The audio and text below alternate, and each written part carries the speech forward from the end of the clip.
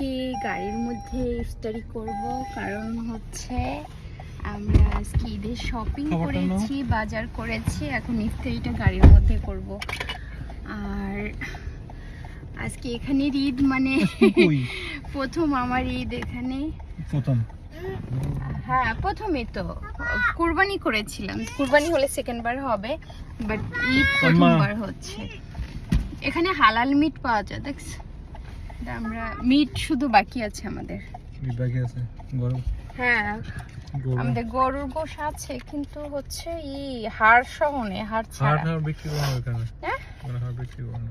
হাড় ছাড়া লাগবে, তা নাহলে গরুর গোশ খাওয়া যাবে। হাড় নাই তো এখানে বিক্রি করে না। হাড় তুমি সিনার গোশ নিবা? সিনার গোশ, রানের গোশ নিতে পারবো, বাট কোনো হাড় নাই।